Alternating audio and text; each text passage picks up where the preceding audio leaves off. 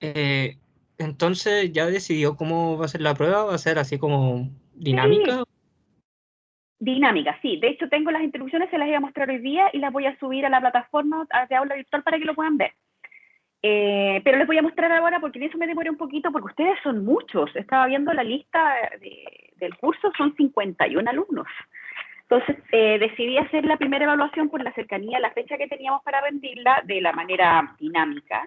Y les voy a explicar ahora, les voy a dar las indicaciones generales de cómo va a ser la evaluación. Y les voy a subir esa instrucción junto con la rúbrica con la cual voy a evaluar esta primera evaluación al aula virtual para que lo puedan revisar después detalladamente con más paciencia. Pero por mientras les traigo los temas ya con claridad de qué es lo que a cada uno le va a tocar investigar. Así que estoy buscando para compartirles. Díganme.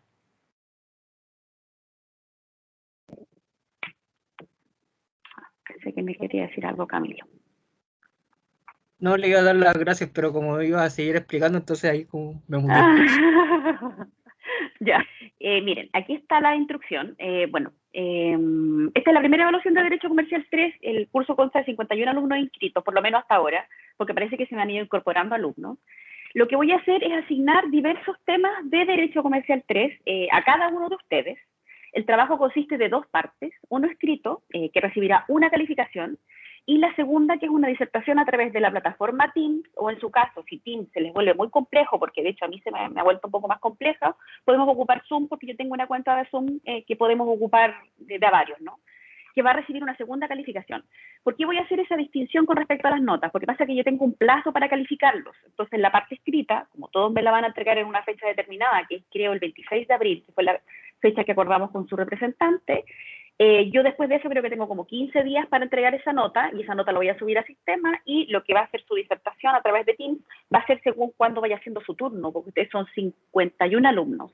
Yo programé, bueno, voy a seguir viendo para que lo veamos. La parte escrita del trabajo consiste en entregar un trabajo de 6 páginas como mínimo, 8 páginas como máximo, basado en lo estudiado en clases y lo investigado por ustedes. De toda información que incorporen, esta debe ser debidamente citada y recuerden que ustedes disponen de biblioteca virtual, ¿no? Dispuesto a través del aula virtual. Me imagino que lo han ocupado en la biblioteca virtual que nosotros tenemos. Más o menos, profe, nomás, porque a veces no es tan fácil de ingresar. Porque incluso cuando No es, en ¿eh? delitos especiales, en delitos especiales nos dijo la profesora que podíamos sacar algo del Time, al final después ya lo subió directamente ahí en el aula, porque no era como muy amistoso, no sé. No es tan difícil de ocupar. Igual si quieren alguna vez podemos, no sé, dejar algún tiempo de la clase para yo mostrarles bien cómo ocuparlo, porque es bueno que lo ocupen en cuanto a la usabilidad que nosotros tenemos de esas bases, porque esas bases se pagan de forma aparte y son buenas, son bien buenas. Entonces, para que ustedes aprovechen, porque ahí hay libros de Derecho Comercial 3 o de Derecho Concursal interesantes que les pueden servir a ustedes para ahora y para más adelante. Y bueno, si por cualquier cosa, si no pueden ocupar el aula virtual, que es difícil, que no puedan acceder a la biblioteca, que le insisto, es muy difícil que eso ocurra, no es tan difícil de buscar ahí. También está Google Scholar, que uno busca a través de Google, pero la búsqueda de Google es específica para buscar contenido académico. ¿Lo han ocupado ese? Sí, Ni profe. idea, profe, no. Yo no. Ya, ya. Bueno, Usted Lucas, no, enséñanos. no. Ahí se los muestro Lucas nos si es enseña que no después. lo, ya Luca le enseña. No es difícil de ocupar para nada y ahí ustedes pueden encontrar artículos de última línea de forma gratuita de cualquier área, no solamente para comercial 3, después decir para penal, para el área que ustedes quieran. Y ahí, si ustedes ponen académico en Google, van a encontrar, o Google solamente se va a restringir en sus búsquedas a búsquedas de contenido académico, es decir, no a noticias, etc. Y eso sí les sirve para este tipo de trabajo. ¿Qué más? Este trabajo escrito debe contener una introducción, el desarrollo del asunto planteado, la forma y la estructura va a depender de su investigación y lo que ustedes quieran presentar. Si ustedes agregan bibliografía, papa o cualquier otro agregado a este trabajo que no sea contenido de investigación, esto no se va a contar dentro de este límite de hojas. Y esto lo aclaro porque en otras veces cuando he realizado un trabajo similar a esto, me preguntan esto siempre. Y debido a que este es un curso numeroso, la segunda parte de la evaluación va a realizar los días lunes, partiendo desde el día lunes 3 de mayo. Y la exposición del tema no va a exceder de 10 minutos, idealmente menos de 10 minutos, pero si pueden disertar 5 minutos aún mejor. y se ocupará el tiempo de las sesiones de derecho comercial del día lunes, que nosotros generalmente lo estamos dejando como sesiones asincrónicas.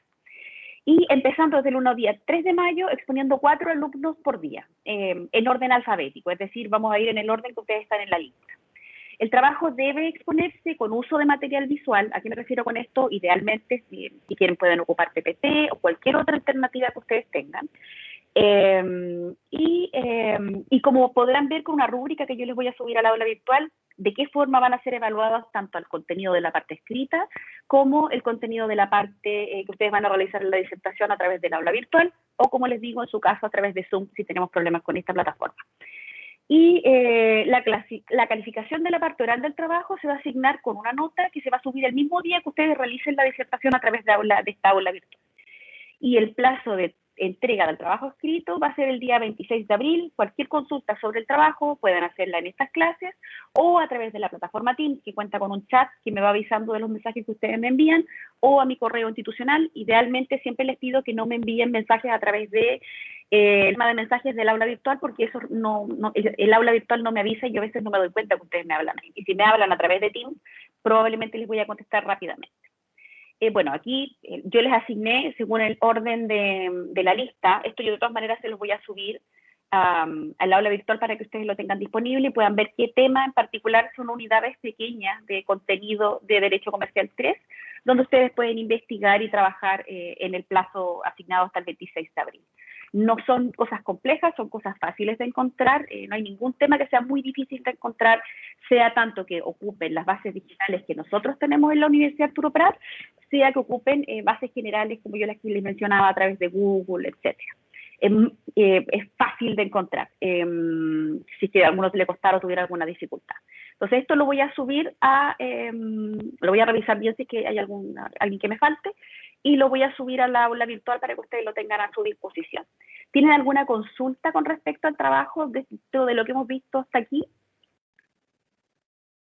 Sí, profe, ¿cuáles eran las partes que dijo que no se contaban en la página? Me quedó con bibliografía, pero no sé qué otra cosa puede entrar dentro de eso. Por ejemplo, índice, portada, así. Claro, índice, portada, si alguien me quiere poner nomenclatura, si alguien me quiere poner, a veces, no sé, en la forma en que hacen porque necesitan el Código de Procedimiento Civil, CPC, todo eso no contaría dentro del cuerpo del trabajo. Entonces, a eso me refiero que queda fuera. Cualquier cosa que ustedes agreguen extra. No sería extra, por ejemplo, si a alguien de los que le toca desarrollar los procedimientos y decide hacer, que sería una muy buena idea, ¿no? Que hay algunos que les toca desarrollar los diversos procedimientos, de hecho les toca un procedimiento, a otro le toca otro procedimiento, a mí le tocan todos los procedimientos, que me hagan, por ejemplo, la estructura general, si me quieren hacer como un mapa conceptual, eso yo lo entiendo como contenido del trabajo de investigación, no lo encuentro como un extra. Para que lo entienda, porque de hecho me parece novedoso, me parece una buena manera de este tema. Me levantó la mano Javier, y no sé si me la levantó también Camilo. Javier.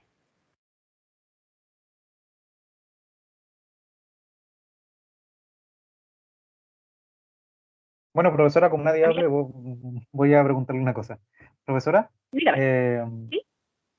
la presentación oral no es nada más que lo que está escrito, o sea, es el mismo contenido, pero simplemente se tiene que explicar en la clase.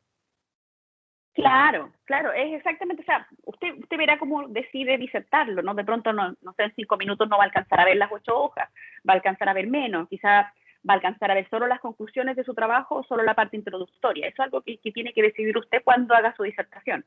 Pero no es que yo les pida algo distinto de lo que ustedes hicieron en su trabajo escrito, solamente que voy a evaluar el trabajo que ustedes realicen a través de plataforma. Me sirve también para conocerlos, porque a muchos de ustedes no los conozco, y para que ustedes también vean su desempeño oral en una exposición, y para también tratar de hacer del trabajo algo más dinámico que algo solamente escrito. Pero no es que les esté pidiendo algo extra del trabajo escrito, sino que ustedes hacen su exposición oral basado en su trabajo escrito. Ya, muchas gracias. Ahí le quedó claro, ¿verdad? Y había levantado la mano también Camilo, pero no sé si lo levantó por error, o si alguien más tiene otra duda con respecto al trabajo. Profesora. Profesor, Janina. Sí, primero, dígame. No sé quién habló primero. No solamente en las clases sincrónicas, entonces al ser 5 o máximo 10 minutos, podrán exponer más en ese día, ¿no es cierto? ¿Así se refiere? ¿O va a poner Sí, en ese día lunes, va a decir ese día lunes va a ser de la A a la F, no sé, por decirle un ejemplo, para estar no, preparado en el en momento o que principio, corra la lista? van a ser los 4 primeros de la lista y después los 4 siguientes, así, salvo que alguien me pidiera por alguna razón que quiera exponer un día que no le toca. ¿Se entiende? Porque es en orden alfabético. Entonces, primero van a ser los 4 primeros de la lista, después los 4 siguientes, después los 4 siguientes. Salvo que usted me diga, sabe, profesora, yo quiero disertar el lunes 3. Ah, entonces la incorporamos el lunes 3. O el día que siempre que me dicen Gracias, con tiempo. profesora. No significa como que como que voy a de golpe ese día pedirle a alguien que diserte, sino que va a saber de antemano por el orden que tiene la lista. Ya, y también Silvana creo que me había preguntado, creo. Sí, profesora, yo, Silvana. Hola. Dígame. Consulta, ¿va a haber alguna pauta de evaluación, algo como para que uno se oriente? Sí, sí, siempre, siempre. Yo les voy a subir, tanto como estas instrucciones generales que yo les acabo de mostrar, se los voy a subir al aula virtual y también les voy a subir la rúbrica, y la rúbrica es un instrumento donde yo pongo cada uno de los puntos que yo voy a evaluar. Y aparecen diferentes puntajes que ustedes van a obtener de acuerdo a los que ustedes vayan cumpliendo. Es decir, si presentó PPT, cómo expuso, si el trabajo escrito incluía, no sé, introducción, contenido, etcétera, aparece la forma en que va a ser evaluado. Cosa que ustedes sepan cuál va a ser el criterio, que es un criterio de carácter objetivo, con el que yo lo estoy evaluando o las estoy evaluando. Lo voy a subir ahora, de hecho, a la plataforma, yo creo que terminando la clase. Ya, profesora, muchas gracias. ¿Tienen alguna otra duda con respecto a esta primera evaluación? Sí, profe, el mínimo eran 5 minutos y el máximo 10 en la disertación, ¿verdad? En esta razón. Ya, Sí, perfecto. sí, mi 5 máximo 10, a fin de que por lo menos, porque recuerden que el día lunes nosotros no tenemos 2 horas de clase, tenemos solo una. Entonces tengo como plazo máximo 45 minutos de clase, y si que empezáramos antes, podría ser 1 hora. Entonces no puede ser más de 10 minutos cada disertación. Idealmente se sean entre 5 y 8 minutos. ¿Alguna otra duda aparte que puedan tener con este trabajo o esta primera evaluación?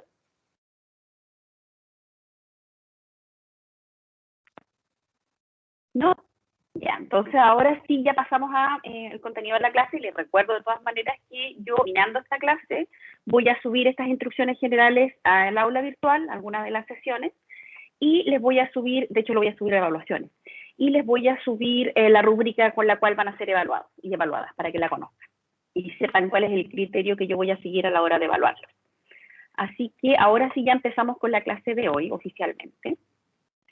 Y vamos a continuar estudiando lo que hemos estudiado hasta esta parte, que es la insolvencia de forma general. Nosotros conversamos la clase pasada las diferencias entre insolvencia, cesación de pagos, hablamos de los desarreglos patrimoniales de forma general, hablamos de las operaciones ruinosas también en clases anteriores, hablamos también de los diversos procedimientos que nosotros tenemos en esta nueva ley 20.720, y también hemos hablado de cuáles fueron los fundamentos por los cuales nuestro legislador decidió cambiar el sistema concursal en Chile. ¿Alguien me quiere decir algo sobre las clases anteriores, sobre lo que hemos visto, o si tiene alguna duda de lo que hemos visto hasta este punto?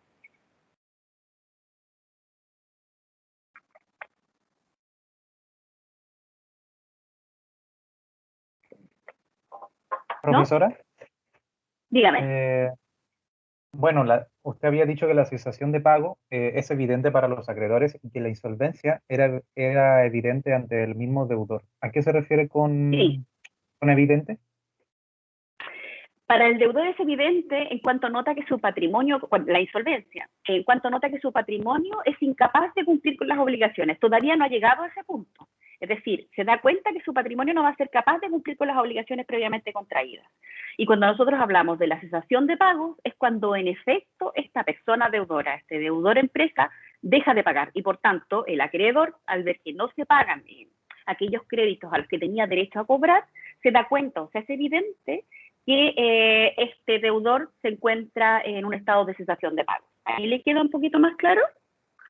Sí, profesora, me quedó perfecto, muy claro. Muchas gracias.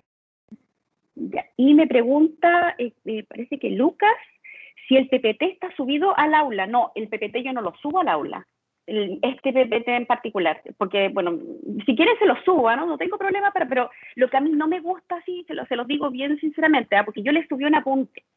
Todo lo que yo digo en clases, bueno, algunas cosas no estar en el apunte, para que tomen nota igual, o se fijen mirando el apunte si que hay cosas que yo digo que no aparecen en el apunte. Yo no me gusta mucho que estudien directamente del PPT. El PPT es un buen instrumento, les sirve, pero no me gusta mucho. Si quieren se lo subo para que lo tengan, pero no significa que yo solo les voy a preguntar del PPT, ¿sí? Si quieren se lo subo, pero se lo voy a subir bajo esa condición, de que sepan que tienen que mirar igual los apuntes o fijarse lo que yo digo en clase, porque fundamentalmente lo que yo voy a evaluar en una prueba, cuando nosotros tengamos una prueba escrita, lo que yo siempre evalúo son las cosas que yo digo en clase. ¿Sí? Entonces, por darles alguna luz, no tanto lo que digo en el PPT, si bien puede ser algo que diga el PPT, pero en general va a tener que ver con cosas a lo que yo le puse algún énfasis o que nosotros le dimos el énfasis en clase. Entonces, para que lo tengan ahí en atención. Lucas. Lucas. Bueno, les dije lo del PPT y me refiero a que los contenidos que yo les indicaba ahora se los voy a subir a evaluaciones porque esta es una primera evaluación, para que ustedes lo tengan como una evaluación. Y les digo que en la sesión, porque no sé qué número de sesión estamos, les voy a subir la pauta de evaluación y les voy a subir también la rúbrica.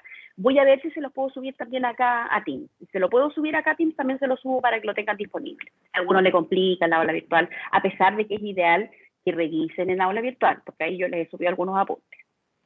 Ya, creo que ahí resolví las dudas que me habían preguntado. Ya. Y les decía, ¿tienen alguna otra duda o alguna otra cosa que no haya quedado claro dentro de lo que hemos revisado hasta ahora de todos estos procedimientos concursales?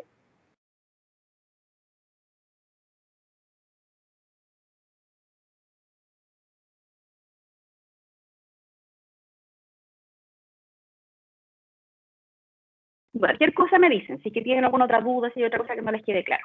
Yo les decía también en clases anteriores que uno de los objetivos de modificación de los procedimientos concursales en Chile era que la ley de quiebras anterior, que fue la que yo estudié en su momento, no tenía en mente y no contemplaba un procedimiento especial para cuando nos encontrábamos ante una situación de insolvencia o de cesación de pagos de una persona natural deudora. Les decía que, por tanto, el procedimiento de quiebra estaba pensado precisamente en el deudor empresario. Entonces, una de las consideraciones para la ley 20.720, es decir, toda esta modificación del sistema concursal en Chile del año 2014, fue el incluir lo que es la insolvencia de la persona natural o los procedimientos concursales de la persona natural. Yo les mencionaba como procedimientos nuevos de la ley 20.720 de esta persona natural, les mencioné la renegociación de las deudas de la persona natural y les mencioné la liquidación del patrimonio de la persona deudora. Y ahí les mencioné que podía ser tanto voluntaria como forzosa. Entonces, el objetivo de la creación de estos procedimientos especiales, como dice este PPT, me habla y es algo que no habíamos conversado y que tiene que ver tanto para la persona natural como los deudores empresarios, lo que se llama el Fresh Start o mecanismos de segunda oportunidad. ¿Lo han escuchado alguna vez? ¿Se los ha mencionado algún profesor de comercial o quizás de económico, estos mecanismos de Fresh Start o de segunda oportunidad?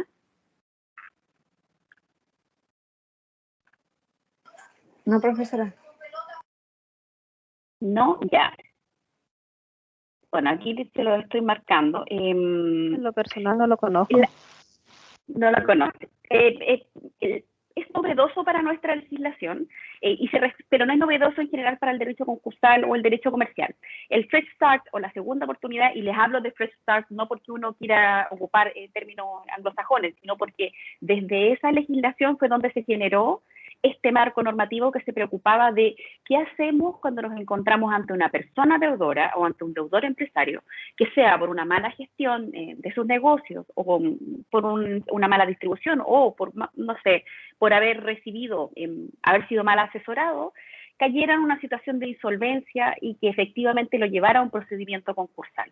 ¿A qué se refiere esto? Entonces, el Fresh Start o segunda oportunidad se refiere a que una persona por ser deudora o una empresa por ser deudora no pierda oportunidad en el futuro de generar un nuevo negocio o de generar un nuevo capital o de generar un nuevo patrimonio y que no tenga sus antecedentes manchados, por decirlo de alguna manera. Porque recuerden, quizá ustedes lo saben o no lo saben, pero cuando nosotros caemos en estas situaciones de concurso, cuando nosotros por alguna razón no pagamos nuestras deudas, a veces, sobre todo bajo el sistema anterior de la ley de quiebras, era muy difícil esta posibilidad de reemprender o de volver a iniciar un nuevo negocio, o en su caso de las personas deudoras, de poder reconfigurar su patrimonio.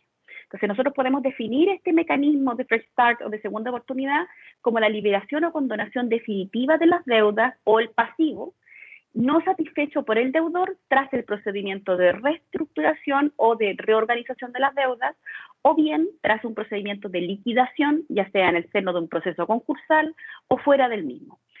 Esta discusión de incorporar dentro de la ley 20.720 un mecanismo de segunda oportunidad fue sumamente discutido por quienes constituían los mayores acreedores de las personas naturales y de las empresas, en cuanto se consideraba que si nosotros condonamos, porque recuerden, yo siempre les digo que los procedimientos concursales, al terminar estos y dentro de la misma naturaleza jurídica del procedimiento concursal, siempre van a haber acreedores que no van a recibir pago de la obligación previamente contraída, porque nos encontramos ante un patrimonio insolvente que ya no es capaz de pagar todas las obligaciones a las cuales se había obligado.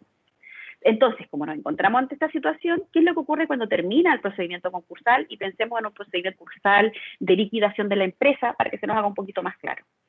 Todo aquel pasivo que no se alcanzó a pagar cuando ya el liquidador ha vendido todos los bienes posibles y ha generado la mayor cantidad de capital de acuerdo con la Junta de Acreedores, si todavía nos quedan créditos que no se encuentran satisfechos, uno de los efectos que tienen los procedimientos concursales es que nosotros entendemos que esos créditos ya no se pueden cobrar porque se encuentra terminado, hay una condonación definitiva de estas deudas o de este pasivo no satisfecho. Y esto es una de las ventajas que tienen los procedimientos concursales, tanto para la persona deudora como para este empresario deudor. ¿Se entiende? ¿Qué les parece este mecanismo de segunda oportunidad?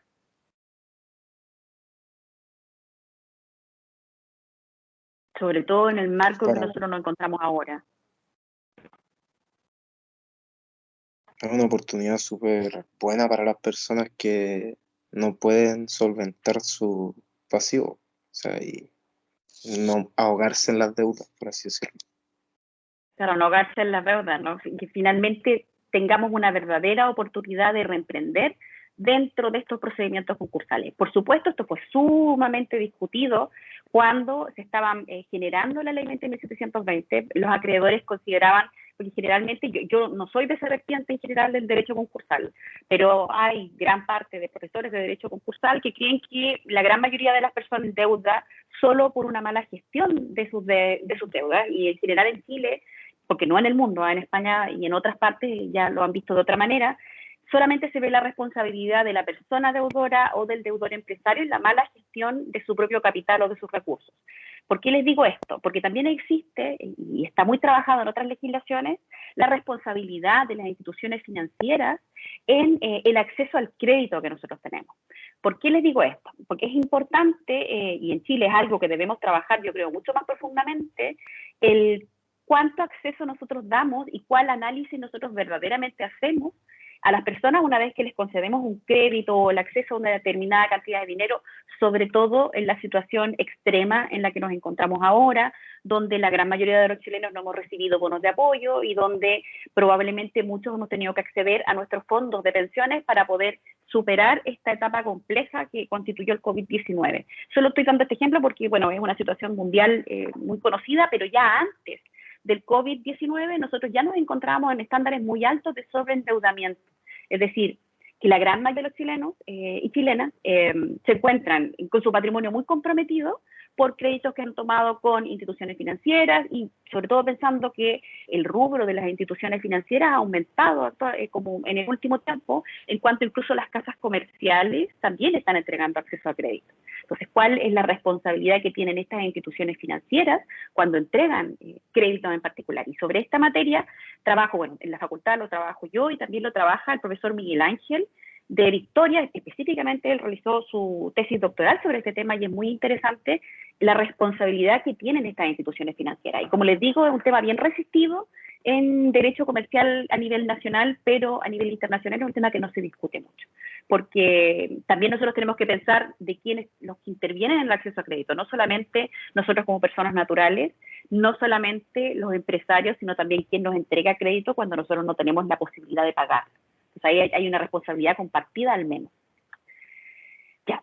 Entonces nosotros ya vimos o conversamos de forma general sobre estos procedimientos o mecanismos de segunda oportunidad, y ahora vamos a pasar a analizar los procedimientos concursales aplicables a la persona natural, que yo les había mencionado ya, que se encuentra regulado en la Ley 20.720.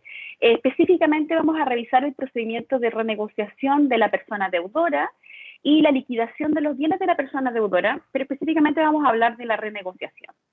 ¿Se recuerdan lo que yo he mencionado hasta ahora de la renegociación de las deudas de la persona deudora?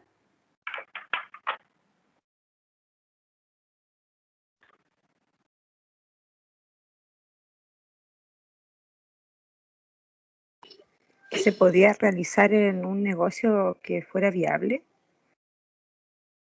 Si se pudiera, sí, en el caso, ahí estamos hablando de la reorganización de las deudas del deudor empresa. En el caso de la reorganización de las deudas del deudor empresa, nosotros estudiamos la viabilidad de la empresa en particular. Y ahí yo les hablé del todo a 1000, etcétera. Pero en el caso de la renegociación, porque aquí estamos hablando de procedimientos concursales aplicables al deudor persona natural. Uno de los mecanismos más interesantes que contiene esta ley es la renegociación de las deudas de la persona natural. Y yo les mencionaba dentro de las primeras clases que nosotros veíamos que tiene como novedad que no es un procedimiento de carácter judicial, sino que es un procedimiento de carácter administrativo que se lleva ante la Superintendencia de Insolvencia y Reemprendimiento. Y yo les mencionaba también que de qué se trata este procedimiento de renegociación es esta solicitud que genera esta persona deudora, porque estamos hablando del deudor empresario, de este deudor consumidor, persona deudora, que concurre ante la Superintendencia de Insolvencia y Reemprendimiento o a través de la plataforma de esta Superintendencia de Insolvencia y Reemprendimiento y genera una solicitud de renegociación de las deudas de la persona natural. Y lo que finalmente viene a hacer este procedimiento es que permite que se sienten a renegociar las deudas esta persona natural con la participación de un representante de la Superintendencia de Insolvencia y Reemprendimiento que actúa como facilitador de los acuerdos, que llegue a un acuerdo directo con sus acreedores. Y sus acreedores, bueno, concurren, por supuesto, a las diversas instituciones financieras, que en general son quienes tienen comprometido el patrimonio de una persona natural, y tratan de llegar a un acuerdo, primero una determinación del pasivo y eventualmente de cómo se va a liquidar el activo de esta persona natural deudora, con, como les digo, con esta participación de la Superintendencia como facilitadora. Lo que yo les mencionaba, lo que dice el PPT, es lo que nosotros veíamos, yo les he mencionado también anterioridad, es que bajo la ley de quiebras, es decir, bajo el sistema concursal anterior, este estaba orientado y pensado exclusivamente para el deudor empresa y no existía una excepción o algún procedimiento especial para el caso que estuviéramos hablando de un procedimiento o de un procedimiento concursal o el concurso de los bienes de una persona natural. No existía este procedimiento y era muy difícil de adecuar este procedimiento concursal general al caso de un deudor persona natural, lo que en muchos casos significaba que, porque recuerden que el concurso también es una ventaja para la persona natural, y esto nosotros lo veíamos dentro, y bueno, y también para el deudor empresario, lo veíamos dentro de la clase anterior cuando conversábamos la situación en la que nos encontramos ahora, que muchos negocios están quebrando, que probablemente muchas personas, deudores, consumidores, personas naturales, están entrando a situaciones de insolvencia o cesación de pagos. Es muy importante que nosotros encontremos como algún procedimiento concursal que me permita salir de esta situación de ahogo patrimonial en la que me puedo encontrar, sobre todo cuando yo les menciono que los procedimientos concursales, una vez terminados, tienen esta ventaja de terminar con aquel pasivo que no se pudo pagar, como así también la posibilidad que tiene esta persona deudora de negociar derechamente con todos sus acreedores sentados a la mesa y no tener que renegociar individualmente con cada uno de esos acreedores y nuevamente lo hace con la intervención de la superintendencia. Otro punto importante que yo les mencioné con respecto a este procedimiento de renegociación de las deudas de la persona natural es que no requiere en su intervención la participación de un abogado que represente a esta persona natural o a este deudor consumidor, lo que también es una gran ventaja en cuanto a un patrimonio que ya se encuentra afectado, muy afectado al punto que ya no puede responder de sus obligaciones, no tiene que asumir el costo de pagar un abogado o una abogada. ¿Tienen alguna duda con respecto a lo que estamos viendo hasta aquí? Sí, profe, en este proceso de negociación, si falta uno de los acreedores, ¿pierde su derecho a hacer valer su crédito? ¿O puede haber otra Sí. instancia del negocio? Si es Pierde totalmente. debidamente citado, pierde la posibilidad de cobrar su crédito en particular, salvo, y que es una de las grandes discusiones que se dio en cuanto a lo efectivo que sea este procedimiento, si estamos hablando de créditos preferenciales como créditos sujetos a hipoteca o prenda. Esa es una situación excepcional. Ellos pueden quedar fuera del procedimiento de renegociación. Y ahí la discusión que se dio, y finalmente se perdió, es que si nosotros permitimos que estos créditos preferenciales que tienen crédito de hipoteca puedan seguir ejecutando de forma individual y no estén obligados a renegociar la deuda, finalmente pierde efecto este procedimiento de renegociación. Y esa es una de las críticas que se le hace, entre otras críticas que se le hace a este procedimiento de renegociación, que no constituiría entonces el objetivo por el cual se creó, que sería esta posibilidad de un mecanismo de segunda oportunidad para la persona natural. Una de las críticas importantes que se le hace. Y que en la realidad significa que de hecho muy poca gente puede someterse al procedimiento de renegociación. Esa es la crítica que se le hacen al procedimiento concursal, a este procedimiento concursal en particular. Y es el único que nosotros tenemos actualmente como para la persona natural para tratar de salvarla o de sujetarla a este concurso.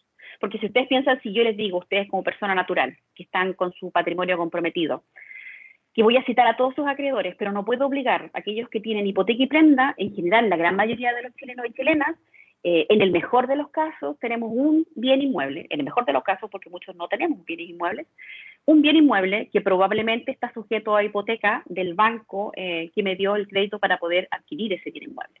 Sobre todo nosotros ahora que vivimos en esta región donde los bienes inmuebles están sumamente caros y cada vez más caros, ¿no? Entonces, ahí está la discusión de qué tan efectiva es el procedimiento de renegociación. Ya. Pero esa fue la idea de incluir este procedimiento. Probablemente, si nosotros lo que buscamos o queremos es la rehabilitación de este patrimonio de la persona deudora, de este deudor persona natural, va a ser mejorado en lo futuro este procedimiento. Lo veo difícil en este último tiempo en cuanto, fíjense que toda la agenda jurídica nacional está como concentrada en constitucional y en la nueva constitución. Entonces, yo creo que después de terminado todo este procedimiento, me refiero de modificación constitucional, recién vamos a entrar a estas otras dudas y a estos otros problemas que podemos tener en nuestros procedimientos, como por ejemplo la especial situación en la que se encuentra el deudor consumidor en Chile, que se encuentra en una situación de desventaja, que cada vez va a ser más evidente mientras nos mantengamos con estas medidas restrictivas de movimiento, donde quizá muchos chilenos y chilenas no van a poder trabajar de la forma en que naturalmente lo hacían, y lo que va a generar naturalmente muchas cesaciones de pago, insolvencia, etc. Entonces nos vamos a encontrar probablemente ante muchos nuevos concursos. Ya les mencioné los distintos tipos de procedimientos de la persona natural. Aquí les menciono dónde se encuentran regulados en la ley 20.720, si que alguien los quiere revisar, y en el futuro, por si quieren o conocen de procedimientos concursales, que les puedo asegurar que les van a preguntar mucho probablemente del procedimiento de renegociación. Ya, y este procedimiento concursal de renegociación de las deudas de la persona natural, ya dijimos que se encuentra tratado en el capítulo 5 del título primero de la ley 20.720, artículo 260 y siguientes, y esta renegociación resulta aplicable a toda persona natural no comprendida en la definición de empresa deudora. Entonces, solamente cuando hablamos de este procedimiento es aplicable a este deudor consumidor que yo les mencionaba hace rato, o al deudor persona natural, no al deudor empresa. Cuando nosotros hablamos de la posibilidad de reorganizar las deudas de la empresa, hablamos precisamente de ese procedimiento, el procedimiento de reorganización de las deudas del deudor empresa. Y en ese caso, en la reorganización de las deudas del deudor-empresa, no estamos hablando de un procedimiento de carácter administrativo, sino que hablamos de un procedimiento de carácter judicial.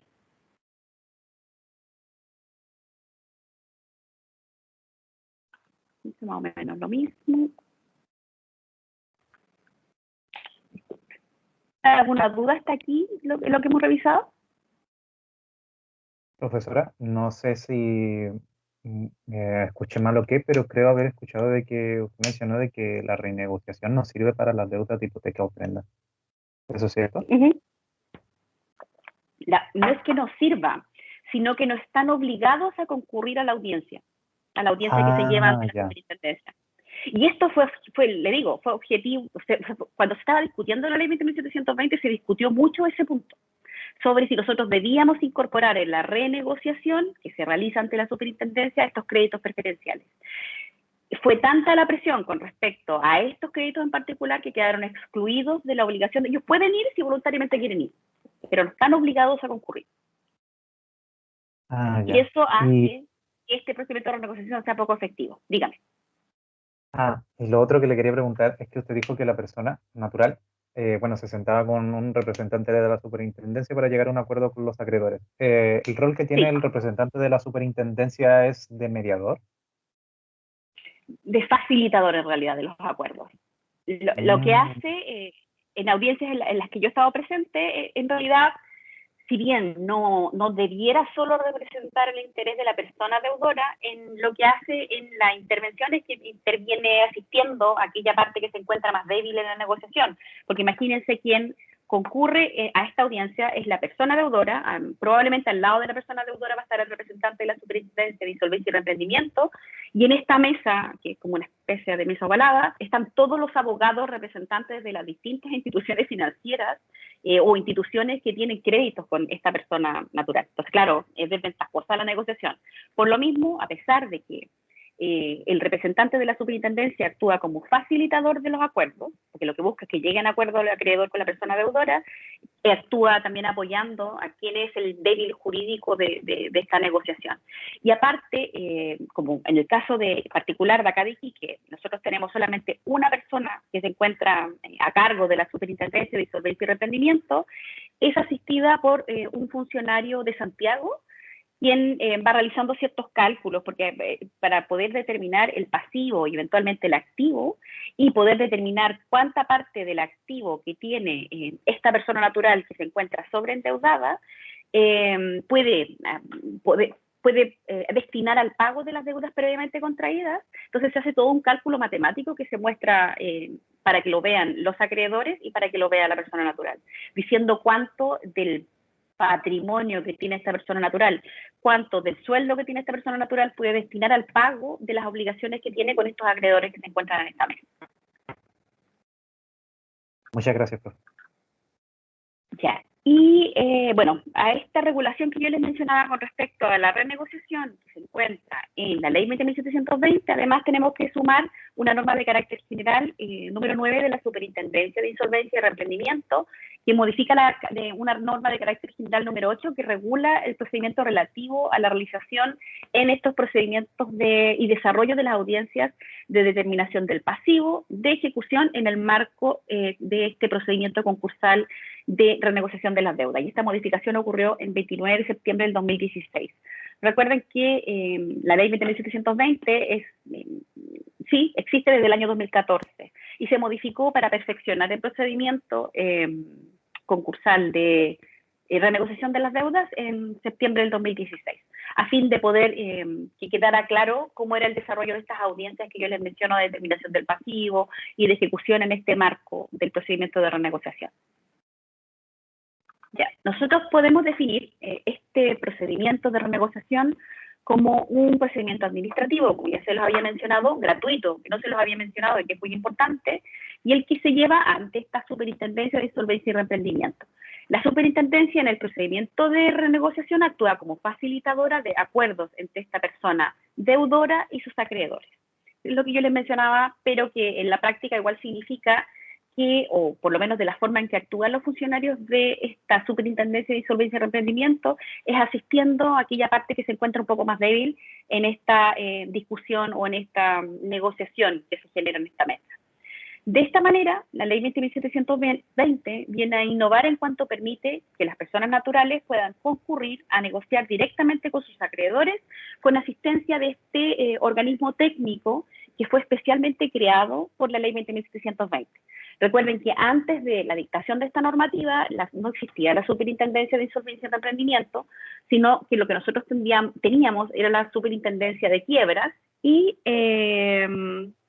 la Superintendencia de Quiebras, disculpen porque me están llegando como unos mensajes, déjenme para que no suene. La Superintendencia de Quiebras y la Superintendencia de Quiebras, a diferencia de la Superintendencia de Insolvencia y Reemprendimiento, no tenía oficinas a nivel nacional como sí lo tiene esta otra superintendencia. Lo que también tiene que ver con la modificación del sistema concursal en Chile, porque permite, o por lo menos busca, de que ya no esté tan centralizado esta institución y tenga alguna representación en regiones. Esto es discutible si en efecto ocurre, sobre todo en cuanto a la cantidad de gente que se encuentra contratada en regiones, y por lo que yo les indicaba que en la realidad igual tienen que intervenir en los procedimientos de renegociación agentes de Santiago. Como lo que nosotros conversábamos con anterioridad, el procedimiento de renegociación de las deudas de esta persona natural se encuadra en lo que nosotros conocemos como estos procedimientos de carácter concursal, pero podríamos decir que la renegociación de las deudas sería de aquellos preventivos del procedimiento de liquidación. Es decir, nosotros lo que buscamos con la generación del procedimiento de renegociación de las deudas es evitar que este patrimonio, que ya se encuentra bastante afectado, caiga en una liquidación de los bienes de la persona natural y pueda, antes de entrar a ese punto, renegociar las deudas con sus determinados acreedores. ¿Tienen alguna duda con respecto a lo que hemos visto hasta ahora?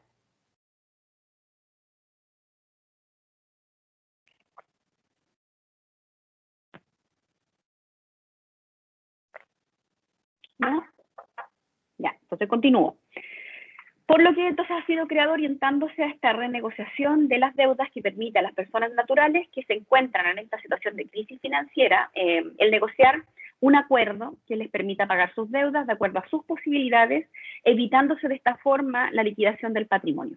En general, cuando hablamos del patrimonio de la persona natural o del deudor consumidor, el patrimonio que tiene esta persona natural, deudor consumidor, en general va a ser su sueldo. En general, ese va a ser el patrimonio que en general tenemos la gran mayoría de los chilenos y chilenas. Y lo que ocurre en estas audiencias de renegociación es que primero se evalúa cuáles son las deudas o aquellos costos que tiene esta persona natural y de cuáles no puede prescindir, como por ejemplo el pago del lugar donde vive, el pago de la colegiatura de sus hijos. Todo eso se incluye en esa discusión que se da en la renegociación y en general no se va a destinar más de un 30% del sueldo al pago de las deudas destinadas de este acuerdo de renegociación, es decir, de las deudas que tiene con estos acreedores.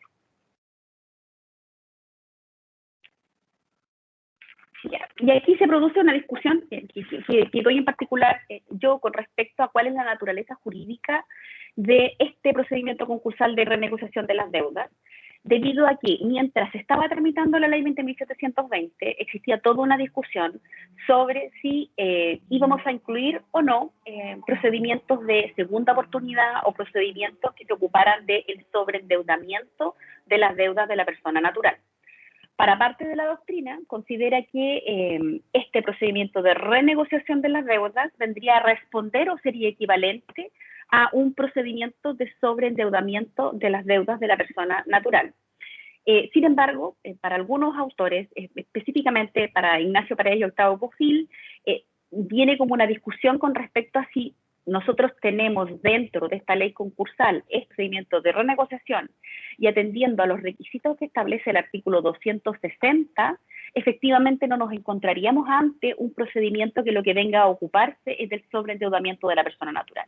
Lo que significa que en la realidad nosotros no tenemos efectivamente un procedimiento que nos ayude a salir de una situación de sobreendeudamiento de las deudas cuando somos una persona natural. en cuanto se extiende la aplicación de la normativa a meros incumplimientos, donde en caso alguno nos encontraríamos ante la aplicación de un procedimiento concursal. Porque se recuerdan lo que significaba entrar a un procedimiento concursal, ¿qué es lo que significaba que nosotros estuviéramos en un procedimiento concursal? ¿Qué era todo este ramo? ¿Por qué llegábamos a estudiar derecho concursal?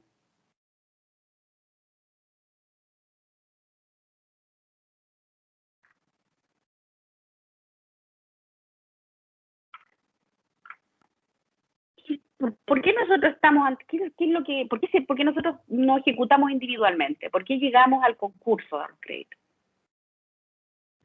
Porque hay muchos acreedores, entonces no todos pueden ver satisfecho su crédito. Hay muchos acreedores y no todos pueden, ya, esa es una parte, y la otra parte que nos falta, ¿por qué no pueden ver satisfecho su crédito? Insolvencia. Por la insolvencia, porque nos encontramos ante un patrimonio insolvente, incapaz Y de también- pagar las obligaciones previamente contraídas. Y también se encuentran en cesación de pago, o sea que no son varias obligaciones que se han incumplido, sino muchas. Entonces, Muchas. Y en su totalidad, ¿no? Nosotros dábamos los requisitos que teníamos que tener para nosotros encontrarnos ante esta cesación de pago, y decíamos que tenía que ser permanente, que tenía que ser absoluta, la serie de requisitos de esta cesación de pago. Eso es lo que justifica los procedimientos concursales. Cuando nosotros hablamos del procedimiento de renegociación, pareciera que estamos hablando de meros incumplimientos y no estaríamos hablando específicamente de un procedimiento de carácter concursal.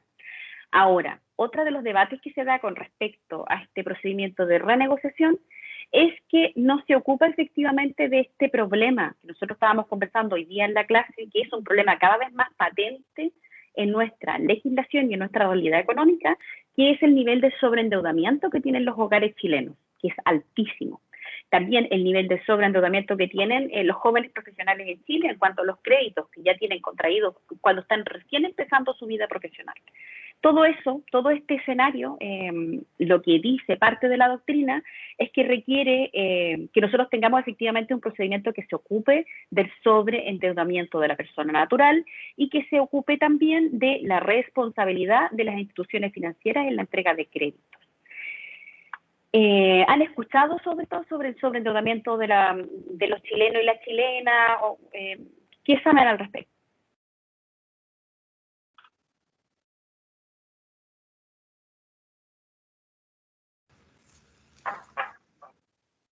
Profe, que es como algo cotidiano el endeudamiento en Chile, yo creo. Casi todos los conocidos igual están endeudados y para salir un poco adelante se podría decir como piden crédito y cosas así para ir arreglando sus cosas, sus casas o intentando un negocio, entonces igual creo que es harta la tasa de ¿cómo se puede decir? De crédito en Chile. De endeudamiento, de crédito o El sobreendeudamiento es parte del diario. Es Claro. sobreendeudamiento. Yo escuché que Sí, iba quiere como por el considerar la 70% situación. de los hogares chilenos. Han salido varios informes y son test más lapidarios sobre cuán sobreendeudados están los hogares chilenos, cuán sobreendeudados estamos las personas chilenas y chilenos, ¿no? Que, a tal punto que finalmente lo que hacemos constantemente es cubrir las deudas y no y adquirir nuevos créditos para seguir pagando las deudas, lo que yo les mencionaba hace un tiempo con respecto al bicicleteo de las deudas. Lo que bajo ningún punto nos garantiza en lo futuro lo que es la tranquilidad del patrimonio del deudor consumidor, como si tampoco un sistema que sea bueno cuando estás sometido o afectado por facilidad de acceso al crédito y el sobreendeudamiento que tenemos, y peor si lo sumamos a la situación que nos encontramos ahora de COVID, ¿no? Donde probablemente muchos están teniendo acceso al crédito sin tener cómo justificarlo. Me dice Javier que incluso con el 10% he escuchado a muchas personas decir que han pagado todas sus deudas con ese dinero. De hecho, yo les preguntaba en la clase anterior, creo, porque una de las críticas que se hizo al primer retiro, bueno, después al segundo retiro y ahora al tercer retiro de fondos de la AFP, es que quizá nosotros lo que vamos a hacer con estos retiros es a comprar bienes que no requerimos, nuevamente asumiendo que nosotros somos ese consumidor que es poco reflexivo y que no se preocupa realmente de su patrimonio. En la realidad lo que ocurrió, sobre todo y en general con los dos retiros que han habido hasta ahora, es que la gente lo que ha hecho es pagar sus deudas, las deudas previamente contraídas. Entonces, la realidad en la que nosotros nos encontramos en los procedimientos en Chile, la realidad del sobreendeudamiento es altísima y quizás es un número que no se hace tan evidente. y en efecto llega al 70% de los hogares en Chile. Ya. Igual Existen otro estudios al punto respecto. importante era que también los acreedores, al estar atentos a este retiro de 10%, también, entre comillas, flexibilizaron sus formas de pago y a uno ofrecerles Sí. renegociaciones, o si usted paga esto, va a quedar con la deuda total, o no sé qué, o sea, fueron más amigables en este periodo. Y de hecho todas como lo que buscaban era que usted destinara ojalá sus fondos del retiro de la AFP a la institución financiera con la que usted tenga su cuenta corriente o su cuenta en particular. Entonces, probablemente vas a recibir tu 10%. Si lo vas a recibir, destino al banco XX. Entonces, sí, de hecho se generó todo cuando se hizo el primer retiro de la AFP, una de las discusiones que se vio era que iba a detener o se iba a producir un estancamiento económico en Chile. Ocurrió todo lo contrario. De hecho, se reactivó la economía en virtud del retiro, porque la gente lo que hizo fue pagar quizá muchas deudas que tenía contraídas, y bueno, y otros adquirieron bienes y servicios que les eran necesarios durante todo este periodo de crisis que no ha mejorado hasta 2021, por lo que probablemente vamos a seguir de esta forma, ¿no? En la que estamos ahora. Les mencionaba los requisitos que tiene este procedimiento concursal de renegociación, y les quería indicar lo que dice el artículo 260, estaba buscando mientras hablábamos. El artículo 260 de la ley me dice: ámbito de aplicación y requisitos. El procedimiento concursal de renegociación será aplicable solo a la persona deudora, que para efectos de este capítulo se denominará indistintamente persona deudora o deudor. La persona deudora podrá someterse a un procedimiento concursal de renegociación si tuviere 2 o más obligaciones vencidas por más de 90 días corridos, actualmente exigibles, provenientes de obligaciones diversas, cuyo monto total sea superior a 80 unidades de fomento, siempre y cuando no haya sido notificada de una demanda que solicite el inicio de un procedimiento concursal de liquidación o de cualquier otro juicio ejecutivo iniciado en su contra que no sea de origen laboral. ¿Qué le parecen esos requisitos que tiene el artículo 260 en cuanto a la posibilidad que yo pueda aplicar el procedimiento de renegociación de la deuda de la persona natural?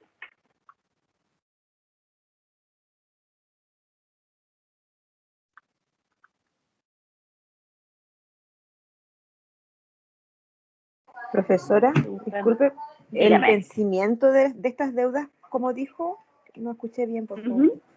¿El vencimiento de las deudas de cuánto tiempo tenía que ser? Por más de 90 días corridos. Es decir, que usted ya dejaba pasar por lo menos unos 3 meses sin pagar. Actualmente exigibles, provenientes de obligaciones diversas. Profesora, pero hay casos donde se paga a 90 días una deuda. ¿A qué se refiere con eso? ¿Una cuota será, pero una deuda no? Por decir, cuando los contratistas, cuando a veces hacen obras y la empresa mandante le paga así como a 90 días, no sé por cuánto tiempo se demoran en pagarle esas obras a veces. Ah, comprendo, sí, pero quizás de esa forma se pactó para pagarlo de esa manera, y ahí no estaríamos en incumplimiento, porque sería la forma en que se pactó el pago, independiente si yo encuentro válido que se paguen las obras de esa manera, ¿no? Pero si se pactó pagar de esa manera, no estaríamos dentro de este ámbito de aplicación. Aquí estaríamos hablando que usted pactó el pago de una obligación, pensemos de un crédito en particular, y que el vencimiento que tiene ese crédito es el día 15 de este mes. Y llegado el día 16, usted no lo ha pagado. Y después llega el 16 del siguiente mes y usted no lo ha pagado. El 16 del siguiente mes usted no lo ha pagado. Es decir, a 90 días. ¿Se entiende? Una vez contado el vencimiento en que usted tenía que pagar la obligación, usted dejó transcurrir 90 días corridos sin pagar. Gracias. Entonces, ahí yo creo que es que se entiende un poquito más. O sea, no es que yo lo haya pactado a pagarlo no 10, sino que una vez que yo ya he pactado, es decir, por ejemplo, si lo pacté a 90 días, se cumplieron los 90 días y yo no pago la obligación. Y dejo pasar 90 días corridos y esta se continúa actualmente exigible en el pago. Me dice, o sea, en total son 190 días sin pago, serían 90 días corridos, no 120 días sin pago. 90 días corridos, por más de 90 días. Podría ser 91 días. Profe, una pregunta. Dígame. Entonces, el requisito lo que exige es que hayan 3 meses donde haya cesación de pago, o sea, que la obligación se haya hecho exigible. ¿Eso era? Que la obligación es exigible y usted dejó pasar 90 días sin pagar. Ah, 90 días corridos. entonces el problema no se genera ahí, que van a cobrarle las deudas antes de los 3 meses y la persona no podría acceder al proceso de renegociación porque no habría cumplido ese requisito. El problema más complejo es en cuanto al tiempo que me pide 90 días corridos, es decir, que hayan pasado por más de 90 días corridos, lo que es un plazo muy extenso, sobre todo pensando que después me pide, bueno, me dice obligaciones diversas, cuyo monto sea superior a 80 unidades de fomento, siempre y cuando no haya sido notificado de un procedimiento concursal de liquidación o de cualquier otro juicio ejecutivo iniciado en su contra, que no sea de origen laboral. Es sumamente difícil que nosotros alcancemos a cumplir con esos requisitos, es decir, que nos encontremos con una obligación vencida por más de 90 días, que a la vez esta sea actualmente exigible y que yo no haya sido demandada cuando ya han pasado más de 90 días por esta institución que me está cobrando. Ese es el problema que tiene también de aplicación el procedimiento de renegociación. Son muy pocas las personas que se van a encontrar como en ese tiempo donde no se les ha ejecutado, ya sea de forma concursal o ejecutado de forma individual, que sería en el juicio ejecutivo. Lo más probable es que una institución financiera, si yo no le he pagado en un plazo de más de 90 días una obligación que yo tengo con esa institución financiera, a esas alturas, al día probablemente antes de eso, ya me está ejecutando de forma individual o me hace un juicio ejecutivo para cobrar ese título actualmente exigible. Sobre todo entendiendo que cuando hablamos de juicio ejecutivo o de títulos ejecutivos, estos también tienen plazos de prescripción bastante cortos. Entonces, las instituciones financieras se apuran en cobrar. ¿Se entiende la discusión ahí? O la discusión que doy yo con respecto, no solo la doy yo, gran parte de la doctrina discute. Entonces, ¿quiénes podrían efectivamente someterse a un procedimiento de renegociación? Son muy pocas personas. ¿Se entiende ahí la discusión? Sí, profe. Ya, pues yo estaba buscando por el artículo, pero aquí no lo tengo.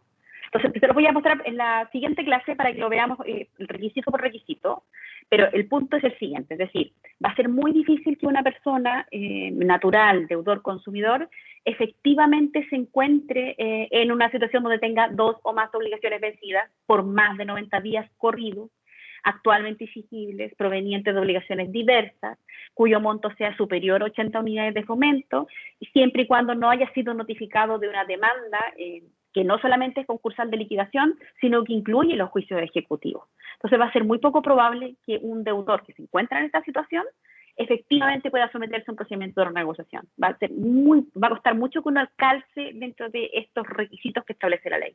¿Por qué la ley lo establece de esta manera? Porque cuando se estaba conversando sobre el incluir este procedimiento concursal de renegociación, y yo les decía de que para algunos era como casi que se hacía cargo del sobreendeudamiento de persona natural, que en realidad no lo hace, los acreedores temían mucho esta posibilidad de renegociar que puedan tener las personas deudoras, sobre todo teniendo en cuenta los procedimientos de segunda oportunidad de otras legislaciones comparadas, como la legislación española o la legislación francesa, que incluyen efectivos procedimientos para el sobreendeudamiento de las personas naturales y donde se produce una efectiva renegociación o de un sistema preconcursal que se ocupa de renegociar las deudas para salvar este patrimonio de esta persona natural. Entonces, como existió gran oposición a que se creara un sistema de esta forma, se generó de esta manera, es decir, existe el procedimiento concursal de renegociación, pero quienes pueden someterse a este procedimiento son muy escasos casos, cuesta muchísimo. Además, tenemos que sumarle que para yo poder iniciar este procedimiento, el artículo 261 me dice que como persona deudora yo tengo que acompañar una serie de declaraciones juradas, entonces imagínense, cumplir con los plazos que establece la ley, cumplir todos los requisitos que establece la ley y luego acompañar una serie de declaraciones, lo que también toma tiempo. Primero una declaración jurada con una lista de las obligaciones del deudor, vencidas o no, sean o no estas actualmente exigibles, es decir, ojalá que indique todas sus deudas de todos sus acreedores.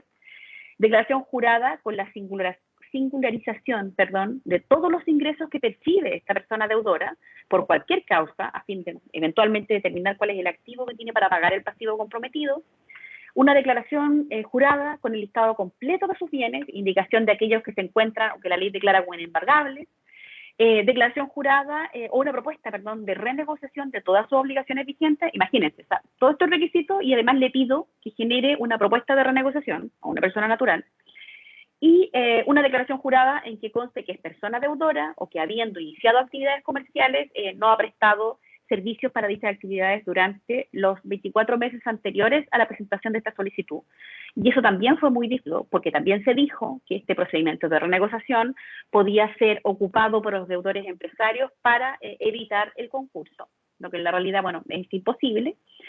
Una declaración en que conste que no ha sido notificado, y es el último requisito que se establecía en el artículo 260, de una demanda de liquidación o de cualquier otro juicio ejecutivo iniciado en su contra que no sea de origen laboral.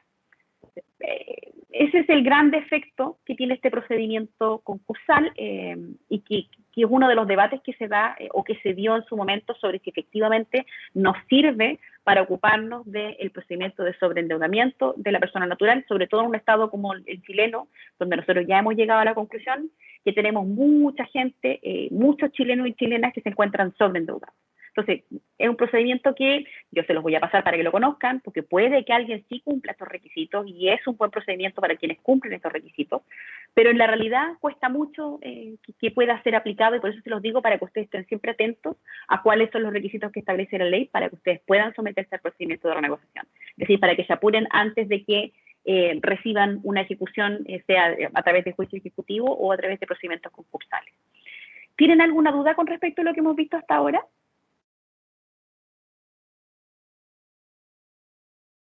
Profesora, las obligaciones diversas que tiene que tener impagas son de más de 80 UF y tiene algún tope, o sea, un límite, o 80 UF y el límite, no sé, puede ser más de 80. No, puede ser mucho más de 80, de hecho tiene que ser más de 80 para que usted pueda someterse a la renegociación. Tiene que estar sobreendeudado sobre 80 UF, según lo que establece el artículo 260. No existe un límite, si usted puede estar endeudado por más que eso.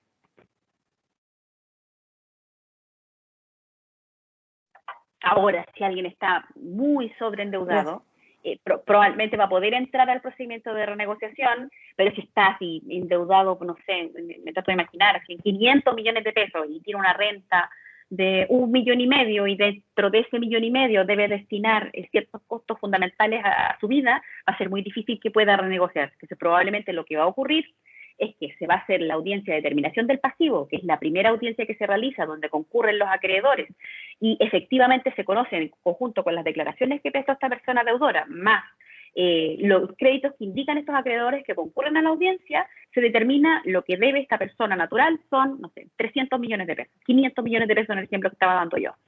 Después viene una audiencia de determinación del activo, que también se basa en las declaraciones que acompaña a esta persona natural, con aquellos bienes que tiene para responder de las deudas y dentro de esos bienes cualquier ingreso que pueda tener esta persona natural. Si su patrimonio se encuentra en la imposibilidad de pagar el monto, porque es un monto demasiado alto, lo que va a ocurrir es que no va a existir acuerdo de renegociación y eventualmente se va a tener que pasar a la ejecución de este patrimonio porque no tiene la verdadera posibilidad de renegociar sus deudas, porque en la realidad no tiene cómo pagar con lo que efectivamente tiene, sobre todo si no existe acuerdo con los acreedores. O sea, ahí ustedes van viendo cuáles son los defectos que tiene este procedimiento. No sé, ¿todos me escuchan cortado o se escucha bien? No, yo lo escucho bien. Yo lo escucho bien, ya. profesor. De todas maneras, voy a terminar aquí la clase. Entonces, por si Janina tiene algún problema de audio, para que lo pueda solucionar para la siguiente clase o lo veamos. Si sigue teniendo el problema, me lo comenta. De todas maneras, recuerden que yo grabo todas las sesiones y las subo tanto al aula virtual como a mi canal de YouTube para que lo puedan ver y lo tengan disponible para cuando ustedes lo quieran ver. Entonces, si tiene un problema para escuchar, no me escucha bien, lo puede escuchar después. ¿Tienen alguna otra duda hoy día para no agotarlos tanto porque vimos harto contenido? Sí, profe, más que una duda, una propuesta. Dale, compañero, nomás, yo voy a hablar del tema de... No, mi otro pregunta era súper poco importante. Dale, Lucas. Dígamelo. Ya, gracias. Que le quería decir porque me parece una mala idea en realidad tomar las pruebas solo los lunes, o sea, las disertaciones solo los lunes, porque tenemos muy poco tiempo y se nos va a hacer demasiado, o sea, vamos a estar hasta julio con gente dando presentaciones. Ya lo que sería, bueno, bastante inconveniente para nosotros y para usted también, me imagino. Por lo que estaba Claro, pensando entonces, ¿cuál es su propuesta? eso, que nos tomáramos unas clases para hacerlo como debemos, mientras usted nos sube material o algo así, no sé. No, los O jueves por el yo tengo contrario, que estar nosotros contenido grabarlo y necesariamente. mandárselo. No, eso no. No, la grabación no. ¿Y por qué se lo digo que no? Porque el año pasado tuve muchos problemas con las grabaciones, que ustedes grabaran y no dieran la disertación en clases. Entonces, lo que podríamos hacer, muchos problemas, que no me enviaban la grabación, que la grabación venía cortada, lo que ocurriera, ¿no? Por eso es que lo quiero hacer en clases. Si ustedes quieren, podemos, no sé, un día quedarnos 2 horas el día lunes o cualquier día que ustedes lo quieran destinar, llegamos a un acuerdo y ustedes disertan más grupos o más gente en diferentes sesiones. También podríamos hacer eso. Ustedes me dijeran, profesora, preferimos esa misma semana disertar un grupo el lunes, otro el martes, otro el miércoles, otro el jueves y otro el viernes. Y ahí tendríamos bastante más rápido las disertaciones. No tomarían tanto tiempo, sobre todo si son cortitas. Esa sería una propuesta que hago yo. Ahora, si quieren, ustedes pueden pensar otra propuesta, pero que no sea grabar el video y enviármelo. Porque otro problema de grabar el video y enviármelo es que yo no tengo cómo ver tantos videos tan pesados que me envían todos. Y a ustedes también se les va a hacer súper difícil subirlo, y después se caen, y después no lo puedo ver, etcétera. No tiene audio. Es mucho problema que ustedes me graben los videos para que yo los vea después. Por eso es que no lo hago de esa manera. No sé qué les parece esta propuesta.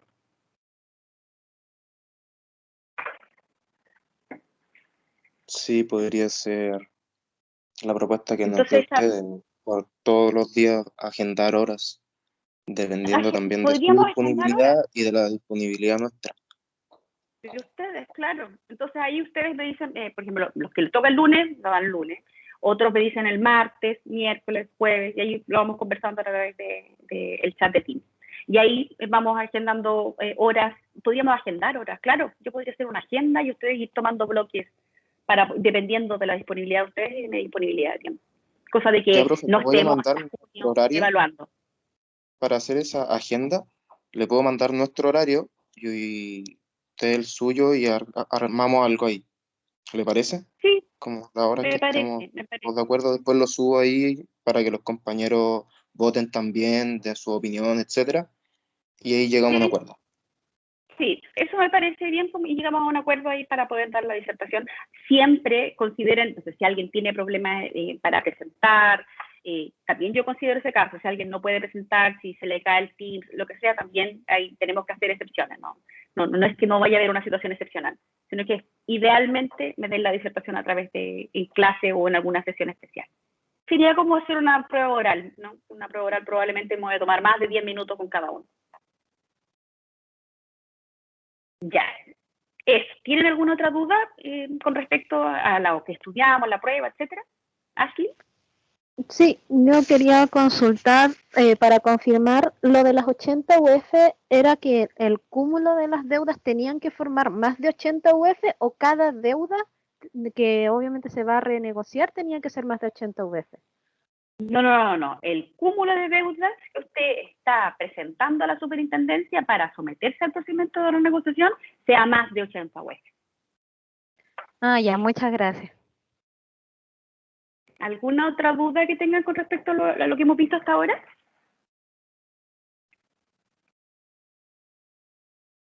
No.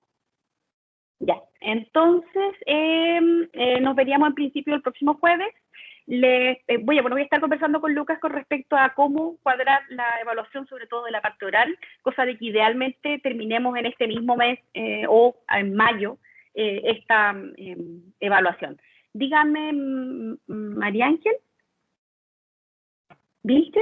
Alguien que me levantó la mano. Sí, es que, o sea, los jueves tenemos una sola hora de clase, podríamos usar la otra hora que no usamos en las presentaciones igual.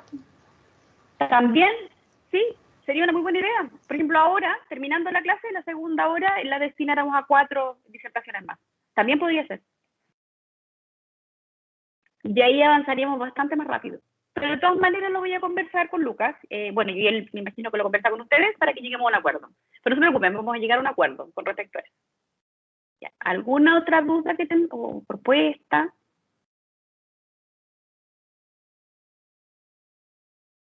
¿No? Ya, entonces sí, nos vemos la próxima semana y les voy a enviar las instrucciones del trabajo a través de aula virtual junto con la rúbrica y lo voy a ver si lo puedo subir acá al Teams por si a alguien se le hace más fácil verlo aquí. Ya, nos vemos la próxima semana. Chao. Chao, Chao, profe. profe. Que esté bien. Profesora. Chao, profesora. Chao, profe. Buen fin de semana. Chao. También. Chao.